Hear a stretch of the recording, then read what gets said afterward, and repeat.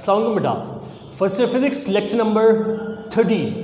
हमने last lecture में discuss किया था न्यूटन्स लॉ ऑफ मोशन के बारे में, और मैंने लास्ट डे डिस्कस किया था न्यूटन्स लॉ ऑफ मोशन के बारे में, और न्यूटन के फर्स्ट लॉ, न्यूटन के सेकंड लॉ, और देन उसके बाद फिर हमने न्यूटन के थर्ड लॉ ऑफ मोशन के बारे में बात की। इन तमाम टॉपिक्स के बारे में हमने लास्ट डे डिस्कस किया। अब इन तमाम कॉन्सेप्ट्स के बाद, इन तमाम टॉपिक्स के बाद इस वक्त हमें बात करनी है लेक्चर नंबर 13 के बारे में। इट मीन्स हमारे सामने एक सिंपल सी कंडीशन मौजूद होगी और हमें यहाँ पर एक्सेलरेशन के बारे में और टेंशन के बारे में कुछ डेरिवेशंस को डील करना है। हमारे पास एक डेरिवेशन है बेटा, और उस डेरिवेशन के क्वेश्चंस के बारे में हम बात करते हैं। बहुत गौर से सुनना। एक सवाल लिखा हुआ यह है, drive an expression for acceleration A and tension T in a string when two bodies are hanging vertically. It means drive an expression for acceleration A and tension T in a string when two bodies are hanging vertically. कहा यह गया कि अगर हम दो bodies को vertically hang करवा दें और उस कंडीशन के अंदर सिस्टम जो एक्सेलरेशन को प्रोड्यूस करवाए, हम उसके एक्सेलरेशन के बारे में और उसके टेंशन के बारे में यहाँ पर डिस्कस करते हैं। सो इस कंडीशन को डील करने से पहले सबसे पहली बात, जब कभी हमें एक्सेलरेशन को कैलकुलेट करना हो या टेंशन को कैलकुलेट करना हो तो हमारे पास एक्सेलरेशन को कैलकुलेट करने के मैथड कौन से होते हैं बेटा, बोर्ड पे देखेगा। जब कभी किसी क्वेश्चन के अंदर या किसी भी डेरिवेशन के अंदर हमसे कहा यह जाए कि आप एक्सेलरेशन को कैलकुलेट करें, तो हमारे पास दो मेथड होते हैं एक्सेलरेशन को कैलकुलेट करने के लिए। या तो हम एक्सेलरेशन को चेंज ऑफ वेलोसिटी से कैलकुलेट करते हैं, या फिर हम एक्सेलरेशन को अनबैलेंस फोर्स से कैलकुलेट करते हैं। चेंज ऑफ वेलोसिटी से हम कैलकुलेट करते हैं या फिर हम अनबैलेंसिंग फोर्स से कैलकुलेट करते हैं। इस वक्त हमें जो डेरिवेशन में कहा यह गया कि अगर हम दो बॉडीज को वर्टिकली हैंग करवा दें, अगर हम किसी भी सिस्टम को वर्टिकली हैंग करवाएं, अगर हम दो बॉडीज को वर्टिकली हैंग करवा दें, तो वर्टिकली हैंग करवाने की वजह से सिस्टम में जो अनबैलेंसिंग फोर्स प्रोड्यूस होगी, सिस्टम जो एक्सेलरेशन को प्रोड्यूस करेगा और सिस्टम में जो टेंशन प्रोड्यूस होगी, हमें यहाँ पर उसके एक्सेलरेशन को और उसके टेंशन के बारे में बात करनी है।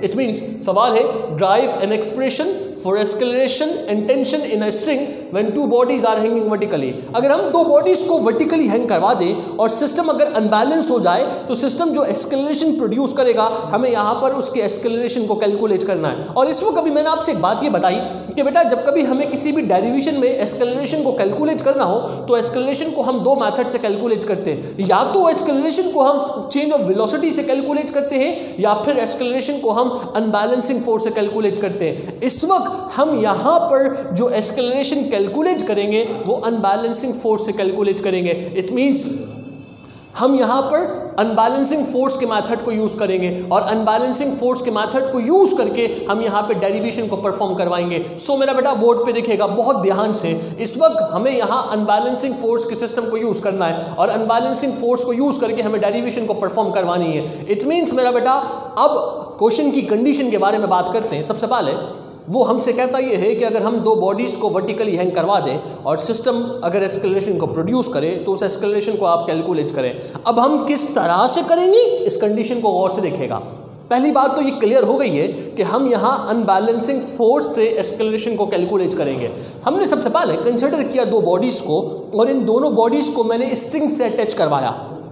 मतलब दो बॉडीज़ को हम कंसिडर करते हैं और इन दोनों बॉडीज़ को हम एक स्ट्रिंग से अटैच करवाते हैं। मेरे पास दो बॉडी है, एक बॉडी है जिसका मास m1 है और एक बॉडी है जिसका मास m2 है। दोनों बॉडीज़ को एक स्ट्रिंग के लिया, स्ट्रिंग के एक एंड पे एक बॉडी को अटैच किया, स्ट्रिंग के अनदर एंड पे एक और बॉडी को अटैच किया और इन दोनों बॉडीज़ को मैंने एक फ्रिक्शनलेस पुली के ऊपर से प्लेस करवा दिया। इट मीन्स सर हमने यहाँ कंसिडर किया दो बॉडीज़ को, एक का मास m1, सेकंड का मास m2, दोनों बॉडीज को स्ट्रिंग से अटैच करवाया और स्ट्रिंग को फिर मैंने पास करवा दिया पुली के ऊपर से। अगर मैं स्ट्रिंग को पास करवा दूं पुली के ऊपर से और अगर दोनों बॉडीज का मासेस डिफरेंट हो, अगर दोनों बॉडीज का मास चेंज हो, m1 अगर ज़्यादा हो, m2 अगर कम हो, हमने सिस्टम को इस तरह से कंसिडर किया कि m1 का मास ज़्यादा है, m2 का मास कम है।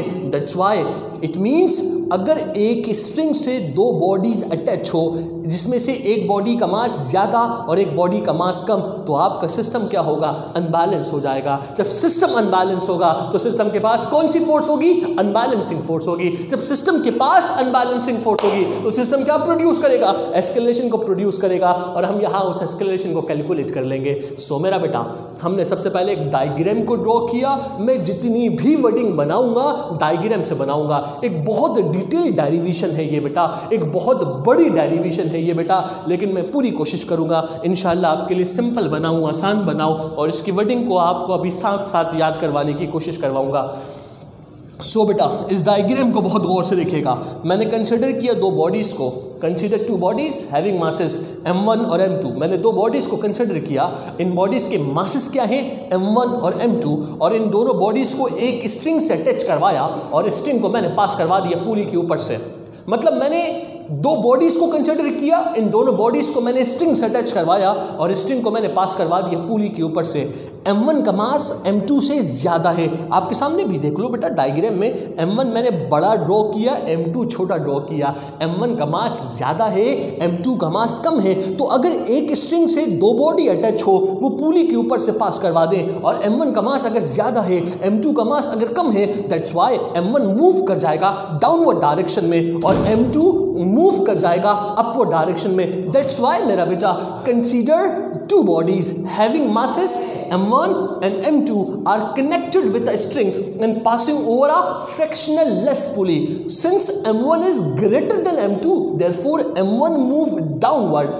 m1 m2 से ग्रेटर है। अगर m1 का मास m2 के मास से ग्रेटर है तो m1 मूव कर जाएगा डाउनवर्ड डायरेक्शन में और m2 मूव कर जाएगा अपवर्ड डायरेक्शन में। इट मीन्स आपका जो सिस्टम होगा वो अनबैलेंस हो जाएगा, और सिस्टम अगर अनबैलेंस हो जाए तो सिस्टम एस्केलरेशन को प्रोड्यूस करता है। सिस्टम के पास अनबैलेंसिंग फोर्स होती है, और according to Newton second law, Newton ने क्या कहा सेकंड लॉ के अंदर, किसी भी सिस्टम के पास अगर अनबैलेंसिंग फोर्स मौजूद हो तो वो सिस्टम हमेशा एस्केलेशन को प्रोड्यूस करता है। That's why consider two bodies having masses m1 and m2 are connected with a string and passing over a pulley.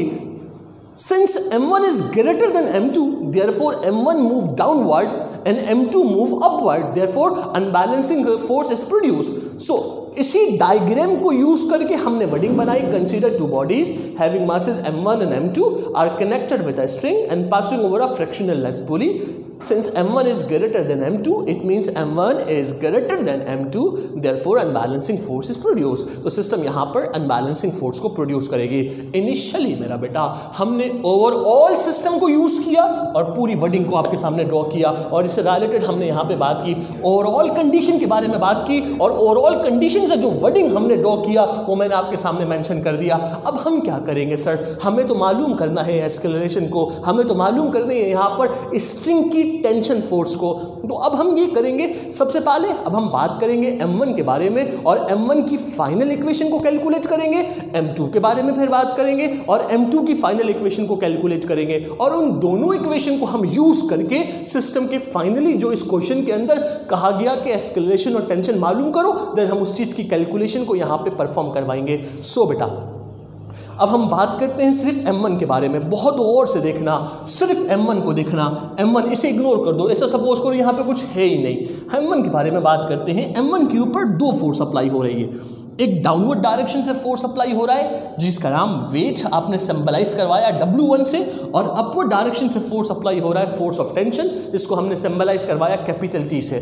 So there are two forces acting on m1। m1 के ऊपर दो force apply हो रही है। Suppose करो बेटा अगर m1 के ऊपर दो फोर्स अप्लाई हो, एक की डायरेक्शन डाउनवर्ड है, नाम वेट है, सिंबलाइज W1 से किया, अपवर्ड डायरेक्शन से टेंशन फोर्स अप्लाई हुआ, सिंबलाइज T से किया, डायरेक्शन अपवर्ड है, नाम टेंशन फोर्स है, सिंबलाइज T से किया, तो इसका मतलब ये बना हमने एक बॉडी के ऊपर दो डिफरेंट डायरेक्शन से फोर्स अप्लाई किया। आओ एक एग्जांपल देता हूं। एक स्ट्रिंग है बेटा, एक एंड पे एक बच्चा मौजूद है, अनदर एंड पे एक और बच्चा मौजूद है, दोनों स्ट्रिंग को पकड़ के अपनी तरफ पुल कर रहे हैं, दोनों स्ट्रिंग को पकड़कर अपनी तरफ खींच रहे हैं। तो इट मींस एक स्ट्रिंग है, दो एंड के ऊपर दो बच्चे मौजूद हैं, अगर दोनों स्ट्रिंग के ऊपर फोर्स को अप्लाई करें, जिस डायरेक्शन से फोर्स ज्यादा अप्लाई होगा स्ट्रिंग उस डायरेक्शन में मूव कर जाएगी, स्ट्रिंग उस डायरेक्शन में मूव करना शुरू हो जाएगी। एक स्ट्रिंग थी बेटा, एक पॉइंट ए एक पॉइंट बी, एक एंड से आपने फोर्स अप्लाई किया, एक एंड से आपने फोर्स को अप्लाई किया, तो जिस डायरेक्शन में फोर्स ज़्यादा होता है बॉडी उस डायरेक्शन में मूव करती है। अगर m1 के ऊपर दो डिफरेंट डायरेक्शन से फोर्स अप्लाई हो, डाउनवर्ड डायरेक्शन से वेट, अपवर्ड डायरेक्शन से टेंशन, लेकिन बॉडी किधर जाती है? बॉडी तो मूव कर रही है डाउनवर्ड डायरेक्शन में। देयरफॉर अगर एक बॉडी के ऊपर m1 के ऊपर दो डिफरेंट डायरेक्शन से फोर्सेस को हम अप्लाई करवाएं और ये बॉडी अगर मूव कर जाए डाउनवर्ड डायरेक्शन के अंदर, तो इसका मतलब तो फिर ये बना यहाँ पर वेट ज़्यादा है, फोर्स ऑफ वेट ज़्यादा हो गया और फोर्स ऑफ टेंशन कम है। दैट्स वाई मेरा बेटा there are two forces acting on m1, that is weight W1 downward and tension T upward. Since body move downward, body downward direction में move कर रही है, अगर बॉडी डाउनवर्ड डायरेक्शन में move कर रही है तो इसका मतलब तो फिर सिंपल हो गया कि यहाँ पे फोर्स ऑफ वेट ज्यादा है। फोर्स ऑफ वेट को हम फोर्स ऑफ ग्रेविटी भी कहते हैं। यहाँ फोर्स ऑफ वेट ज्यादा हो गया और फोर्स ऑफ टेंशन कम हो गया, यानी W ज्यादा हो गया और टेंशन कम हुआ। That's why there are two forces acting on m1, that is weight W1 downward and tension T upward. ये बेटा थोड़ा सा रिमूव हो गया मेरे कपड़ों से, होप सो कि आप समझ गए होंगे। So there are two forces acting on m1, that is weight W1 downward and tension T upward. Weight W1 downward and tension T upward. Since body move, body किधर जा रही है? डाउनवर्ड डायरेक्शन में। बॉडी किधर जा रही है? m1 मैंने कहा ना बेटा डाउनवर्ड डायरेक्शन में जाएगी और m2 अपर डायरेक्शन में, तो m1 किधर जा रही है? डाउनवर्ड डायरेक्शन में, यानी वेट की डायरेक्शन में। Therefore unbalancing force is produce, यानी आपने एक बॉडी के ऊपर दो डिफरेंट डायरेक्शन से फोर्स को अप्लाई किया और बॉडी किसी एक डायरेक्शन में मूव कर रही है, और अगर बॉडी किसी एक डायरेक्शन में मूव कर रही है तो जिस डायरेक्शन में बॉडी मूव करेगी उस डायरेक्शन का फोर्स ज़्यादा होगा। दैट्स वाई बच्चा बात हुई यहाँ पर अनबैलेंसिंग फोर्स के बारे में। तो since body move downward therefore unbalancing force is produce, और जब कभी अनबैलेंसिंग फोर्स का नाम आता है, अनबैलेंस फोर्स का नाम आता है, हमारे माइंड में एक ही लॉ आता है, that's called Newton second law of motion. हमने मेंशन किया according to Newton second law of motion, according to Newton second law, Newton के सेकंड लॉ के अकॉर्डिंग F बराबर होता है, फोर्स बराबर होता है मार्क ma के। इट मीन्स बात हुई यहाँ पर m1 के बारे में, तो यहाँ पर m के साथ क्या लिखा? m1 लिखा। इस इक्वेशन को मैंने नाम दिया इक्वेशन नंबर 1 का। इसके बाद मैंने एक सेंटेंस लिखा है बेटा, गौर से देखना, same unbalance force can also be written as. इसी अनबैलेंसिंग फोर्स को हम एक और तरह से लिख सकते हैं। कैसे? अनबैलेंस का मतलब होता है डिफरेंस। जब कभी वर्ड आता है ना अनबैलेंस का, तो इसका मतलब होता है डिफरेंस। अनबैलेंस फोर्स यानी डिफरेंस ऑफ फोर्स। अब यहाँ पे दो फोर्स हैं, एक W1 और दूसरा है T, तो इन दोनों फोर्स का डिफरेंस, अब दोनों फोर्स में अगर डिफरेंस मालूम करनी है तो कैसे करेंगे? जिनमें से जो ज़्यादा है उसे पहले लिखो, जो कम है माइनस करके बाद में लिख दो, दोनों में माइनस करवा दो। तो अब पता कैसे चलेगा कि इन दोनों में ज़्यादा फोर्स कौन है? इन दोनों में वो फोर्स कौन सी है जिसका मैग्नीट्यूड ज़्यादा है? तो सर सिंपल सी बात, बॉडी जिस डायरेक्शन में मूव करती है उसका मैग्नीट्यूड ज़्यादा होगा, बॉडी जिस डायरेक्शन में मूव नहीं करती उसका मैग्नीट्यूड कम होगा। बॉडी मूव करती है अगर डाउनवर्ड डायरेक्शन में, तो यहाँ वेट ज़्यादा हुआ और टेंशन फोर्स क्या हुआ? कम। तो हम अगर अनबैलेंस यानी डिफरेंस मालूम करें, same unbalance force can also be written as F बराबर होगा W1 माइनस T, क्योंकि W ज़्यादा है और यहाँ टेंशन कम है, क्योंकि बॉडी मूव कर रही है डाउनवर्ड डायरेक्शन में। दैट्स वाई बेटा। अब यहाँ एक और चीज़ देखो बेटा, हमें पता है F बराबर किसके हुआ? W1 माइनस T, क्योंकि इसी अनबैलेंस फोर्स को मैंने एक और तरह से लिख के दिखा दिया। अब आपको पता है W किसके बराबर होता है? mg के बराबर होता है। वेट का फॉर्मूला होता है mg। अब अगर मैं W की जगह पर सब्स्टिट्यूट करवाऊँ, F को F लिखा, W की जगह पर m1g, क्योंकि बात m1 के बारे में की जा रही है। g को नंबरिंग नहीं कर सकता क्योंकि g कांस्टेंट होता है और हमारे यहाँ कांस्टेंट को नंबरिंग नहीं करते। अच्छा, हमारे यहाँ का मतलब मेरे घर की बात नहीं हो रही, बात फिजिक्स की हो रही है। और जी को जी लिखा एंड देन टी को मैंने टी लिखा। इस इक्वेशन को नाम दिया इक्वेशन नंबर 2 का। ये था इक्वेशन 1, ये है इक्वेशन 2। दोनों इक्वेशंस को चेक करो बेटा, दोनों की लेफ्ट हैंड साइड क्या है? सेम, F और F दोनों की लेफ्ट हैंड साइड सेम है। अगर मैं कंपेयरिंग करवा दूं इक्वेशन 1 को और इक्वेशन 2 को, तो लेफ्ट बराबर है लेफ्ट के तो राइट बराबर होगा राइट के। इट मीन्स लेफ्ट लेफ्ट के बराबर है तो राइट राइट के बराबर होगा, यानी m1a बराबर होगा m1g माइनस टी के। मैंने क्या लिखा, m1a minus is equals to m1g minus T. इस इक्वेशन को मैंने नाम दिया इक्वेशन नंबर ए का। ये m1 की फाइनल इक्वेशन आ गई और m1 की फाइनल इक्वेशन को मैंने नाम दिया इक्वेशन ए का। m1 की फाइनल इक्वेशन को मैंने नाम दिया इक्वेशन नंबर ए का। क्लियर मेरा बेटा? m1 के ऊपर दो फोर्स अप्लाई हुआ, there are two forces acting on m1, there are two forces acting on m1, that is weight w1 downward and tension t upward. Since body move downward, therefore unbalanced force is produced.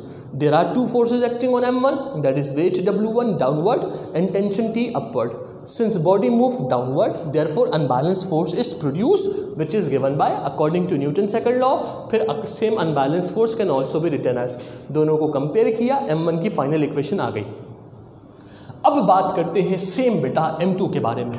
Sir m2 के ऊपर कितनी force apply हो रही है? Sir m2 के ऊपर कितनी force apply हो रही है? m2 के ऊपर कितनी फोर्स अप्लाई हो रही है? m2 के ऊपर दो फोर्स अप्लाई हो रही है। कैसे? बिल्कुल सेम जैसे यहाँ पे डील किया था। एक बात याद रखना, m2 किधर मूव करता है? अपवर्ड डायरेक्शन में।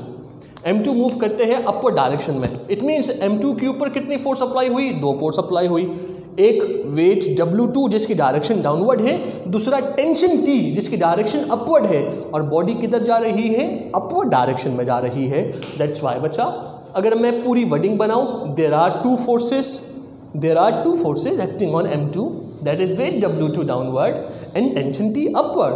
सिंस बॉडी मूव अपवर्ड, क्योंकि m1 डाउनवर्ड जाती है और m2 अपवर्ड जाती है, क्योंकि एक स्ट्रिंग से अटैच है बेटा, तो बॉडी मूव कर रही है अपवर्ड डायरेक्शन में। There are two forces acting on m2, that is weight W2 downward and tension T upward. देखो आपके सामने इसी डायग्राम से वर्डिंग लिखी है, तुम्हें कुछ रटना नहीं है, तुमने डायग्राम ड्रॉ करनी है, देन पूरी वर्डिंग को ड्रॉ करना है। There are two forces acting on m2, that is weight W2 downward and tension T upward. Since body move, body किधर जा रही है बेटा? बॉडी मूव करती है अपवर्ड डायरेक्शन में। Therefore, unbalancing force is produced, which is given by, बिल्कुल same according to Newton's second law, F equals to ma। F बराबर होता है ma के, ma के। बात m2 के बारे में की जा रही है। दैट्स वाई मैंने यहाँ पे क्या लिखा, m2। इस इक्वेशन को नाम दिया इक्वेशन नंबर 3 का, क्योंकि जो अनबैलेंसिंग फोर्स प्रोड्यूस होगी उसे हमने न्यूटन सेकंड लॉ के अकॉर्डिंग मेंशन किया। फिर एक सेंटेंस लिखा, same unbalance force can also be written as F is equals to, इन दोनों में से जो ज़्यादा है उसे पहले लिखो और जो कम है माइनस करके उसे बाद में लिखो। अब पता कैसे चलेगा कौन ज़्यादा है? बॉडी जिस डायरेक्शन में जाती है वो हमेशा ज़्यादा होता है। अगर बॉडी ऊपर जा रही है तो ऊपर की डायरेक्शन में क्या है? टेंशन, तो टेंशन ज़्यादा है और वेट कम है। That's why T minus W2। फिर क्या लिखा? Since W is equals to mg, यानी अगर मैं W की जगह पर mg लिखूं तो फॉर्म क्या बनेगी? F is equals to T minus m2g। इस इक्वेशन को मैंने नाम दिया इक्वेशन नंबर 4 का। अगर मैं यहाँ पर इक्वेशन नंबर 3 और इक्वेशन नंबर 4 दोनों को कंपेयर करवाऊँ, दोनों की लेफ्ट हैंड साइड क्या है बेटा? सेम है। अगर लेफ्ट बराबर है लेफ्ट के तो राइट बराबर होगा राइट के। ये मैथ्स का रूल है बेटा। अगर मैं कंपेयरिंग करवाऊँ तो it means F is equals to F है, तो इट मीन्स राइट पे क्या बनेगा? m2a, ये बराबर होगा T माइनस m2g के, यानी m2a is equals to T minus m2g। इस इक्वेशन को मैंने नाम दिया इक्वेशन नंबर B का। इट मीन्स सर आपने इनिशियली क्या किया? ओवरऑल कंडीशंस को आपने इनिशियली ओवरऑल कंडीशन को डील किया, फिर m1 को यूज़ किया और m1 की फाइनल इक्वेशन मालूम की, फिर m2 को यूज़ किया, m2 की फाइनल इक्वेशन को मालूम कर लिया। कोई कन्फ्यूजन तो नहीं है? अब क्या करेंगे सर? अब वो काम करते हैं जो हमें इस क्वेश्चन में करने के लिए कहा गया। वो कहता है कि भाई आपने एक्सेलरेशन मालूम करनी है। अब हम m1 की फाइनल इक्वेशन मीन्स के इक्वेशन नंबर A और m2 की फाइनल इक्वेशन इट मीन्स के इक्वेशन नंबर B, इन दोनों इक्वेशंस को यूज़ करेंगे और एक्सेलरेशन को कैलकुलेट करते हैं। सो मेरा बेटा बोर्ड पे देखेगा मैंने क्या लिखा? For acceleration. अब बात करते हैं एक्सेलरेशन के बारे में। जो हमसे कहा ये गया कैलकुलेट करने के लिए। एस्केलेशन को कैलकुलेट करने के लिए सबसे पहले मैंने मेंशन किया consider equation number A and B. मैं दोनों इक्वेशंस को कंसीडर करता हूँ, m1 की फाइनल इक्वेशन इक्वेशन ए, m2 की फाइनल इक्वेशन इक्वेशन बी। दोनों इक्वेशंस को मैंने कंसीडर किया। इक्वेशन ए क्या है बेटा, m1a is equals to m1g minus T. Equation 2 क्या है बेटा, इक्वेशन बी क्या है बेटा, m2a is equals to t minus m2g। इसके बाद फिर मैंने मेंशन किया मुझे एस्केलरेशन को मालूम करना है। हमेशा याद रखना जब कभी एस्केलरेशन को कैलकुलेट करना हो हमेशा दोनों इक्वेशंस को आपस में एडिंग करवा दीजिएगा, यानी adding equation number A and B. मैं इक्वेशन नंबर ए को और इक्वेशन नंबर बी को आपस में ऐड करवाऊंगा। जब कभी एस्केलरेशन मालूम करनी हो दोनों इक्वेशंस को आपस में ऐड करवा दीजिएगा। Adding equation number A and B, अगर मैं इक्वेशन ए को और इक्वेशन बी को आपस में ऐड करवा दूं तो आपको पता है लेफ्ट से ऐड होता है, राइट हैंड साइड से ऐड होगा। It means left hand side पे क्या लिखा हुआ है बेटा, m1a प्लस क्या लिखूंगा, m2a, यानी लेफ्ट हैंड साइड से ऐड हो गया, is equals to right hand side पे क्या लिखा है बेटा, m1g minus T plus right hand side पे फिर क्या लिखा है बेटा इक्वेशन बी में, t माइनस m2g, ये बेटा m2 लिखा है मैंने, ठीक है। इसके बाद sir minus T plus T क्या हुआ बेटा, कैंसिल। क्या बचा यहाँ पर सर, इन दोनों में कॉमन क्या है, सर इन दोनों में कॉमन है a। अगर मैं a को कॉमन निकालूं तो क्या बचेगा, m1 plus m2 is equals to, यहाँ पे क्या बचा बेटा, m1g minus m2g। It means a is equals to m1 plus m2। इन दोनों में कॉमन क्या है, m1g माइनस m2g, इन दोनों में कॉमन क्या है सर, इन दोनों में कॉमन है g। अगर हम g को कॉमन निकालें तो यहाँ पे क्या बचेगा, m1 माइनस m2। सर इसमें हमें कैलकुलेट क्या करना है, एस्केलरेशन को। तो बेटा अगर एस्केलरेशन कैलकुलेट करना है, मैं a को सेपरेट करूँ, मैथ्स का एक रूल होता है, अगर आप किसी भी नंबर या वेरिएबल को एक साइड से दूसरी साइड पे शिफ्ट करवाते हो, अगर वो यहाँ पे मल्टीप्लाई में था लेफ्ट हैंड साइड पर, तो जब वो अनदर साइड पे जाएगा यानी राइट पे जाएगा तो वो हमेशा डिवीजन में जाता है। ये मैथ्स का रूल होता है। तो इट मीन्स ये ब्रैकेट जो है m1 प्लस m2 ये मल्टीप्लाई में है। अगर मैं इसे राइट पे लेके जाऊँ तो क्या बनेगा बेटा, m1 माइनस m2, मल्टीप्लाई में था अदर साइड पे आया तो डिवाइड पे गया, m1 plus m2, multiply with g था, मैंने g को g लिख दिया। ये था बेटा एस्केलरेशन जो हमने यहाँ पे कैलकुलेट किया। वो हमसे कहता है एस्केलरेशन मालूम करो, हमने उसे एस्केलरेशन मालूम करके बता दिया।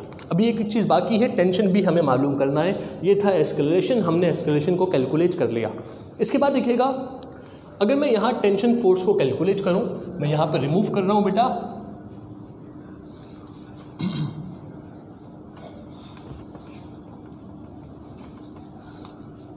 अगर मैं यहाँ अब टेंशन फोर्स को कैलकुलेट करूँ, फॉर एग्जांपल मैंने मेंशन किया सबसे पहले फॉर टेंशन,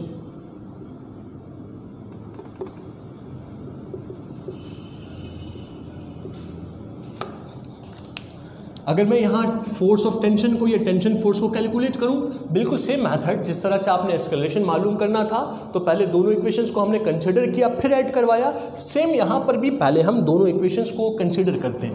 मैंने मेंशन किया consider equation number A and B.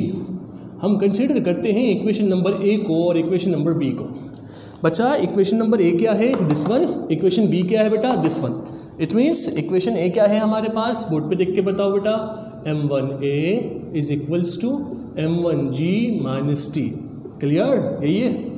Equation number B देखो बेटा क्या है, m2a is equals to t minus m2g। That's your equation number B. Sir चले कंसिडर तो कर लिया आपने, जब एस्केलरेशन मालूम करना था तो आपने ऐड किया, अगर टेंशन मालूम करना हो तो क्या करेंगे। तो याद रखना जब कभी फोर्स ऑफ टेंशन मालूम करनी हो तो हम हमेशा दोनों इक्वेशंस को आपस में डिवाइडिंग करवाते हैं। Dividing equation number A by B, equation number A को इक्वेशन बी से डिवाइड करवाएंगे। याद रखना बेटा लेफ्ट से डिवाइड होगा और राइट से डिवाइड होगा। It means m1a upon m2a is equals to m1g minus T upon T minus m2g। अब क्या हुआ सर? अब हुआ कुछ ये कि ए से ए क्या हुआ, कैंसिल हो गया। जज्बात में आगे टी को टी से भी कैंसिल मत करना, बीच में कौन है? लिंकर, प्लस माइनस लिंकर को कहा जाता है। और जब कभी प्लस माइनस मौजूद हो तो कभी भी डिवीजन डायरेक्टली कैंसिल नहीं होता, हम प्रीफर करते हैं समीशन को, यानी प्लस माइनस को प्रीफर करते हैं। कभी भी जब कभी प्लस माइनस आ जाए तो कैंसिल नहीं करना। यहाँ पे नहीं था तो मैंने डायरेक्टली कैंसिल कर दिया। समझ आई बात? क्या बचा यहाँ पर? m1 upon m2। यहाँ पे क्या बचा बेटा? m1g minus T upon T minus m2g। अब क्या करें सर? कुछ भी नहीं करो, कुछ भी नहीं करो सर। ये चीज़ यहाँ पे डिवाइड पे है, उठा के अदर साइड पे लेकर आओ इस कंप्लीट टर्म को, तो क्या होगा? मल्टीप्लाई। कैसे? m1 मल्टीप्लाई किससे होगा? t माइनस m2 से, t माइनस m2 से। सो t माइनस m2 से। अब ये m2 यहाँ डिवाइड पे है, उठा के अदर साइड पे लेकर आओ। अगर मैं इस m2 को उठा के अदर साइड पे लेकर आऊँ तो ये m2 किस पे जाएगा? मल्टीप्लाई में जाएगा। तो इट मीन्स हमारे पास फॉर्म क्या बनेगी बेटा? m2 it is equals to m1g minus का t। क्लियर बेटा? क्लियर बेटा? ये डिवाइड पे था, उठा के इधर लेकर आए मल्टीप्लाई में, ये डिवाइड पे है, उठा के इधर लेकर आओ मल्टीप्लाई में। इट मीन्स सिंपल सी बात करो, क्रॉस मल्टीप्लाई कर दिया, दोनों को आपस में क्रॉस मल्टीप्लाई किया। क्रॉस मल्टीप्लाई कब करते हैं? जब कभी अपॉन वाली फॉर्म मौजूद हो, यानी फ्रैक्शनल फॉर्म मौजूद हो। तो फ्रैक्शनल फॉर्म को ख़त्म करने के लिए, फ्रैक्शनल फॉर्म को लीनियर फॉर्म में लाने के लिए हमेशा क्रॉस मल्टीप्लाई करवाते हैं। सिंपल सी बात, क्रॉस मल्टीप्लाई करवा दिया। अब क्या हुआ सर? m1 को इस ब्रैकेट से मल्टीप्लाई करवाओ। m1 एक मरतबा t से होगा और एक मरतबा इससे मल्टीप्लाई होगा। इट मीन्स क्या बनेगा? m1t माइनस m1 को इससे करवाओ बेटा, m1 m2g is equals to, अगर मैं m2 को इस टर्म से करवाऊँ, m2 पहले m1g से होगा फिर उसके बाद t से होगा, क्या बनेगा? m2 m1 m2g ऑर्डर में लिखा, और m2 को t से करवाओ, क्या बनेगा? m2t। ठीक है बेटा, हंसने की ज़रूरत नहीं है। इसके बाद m1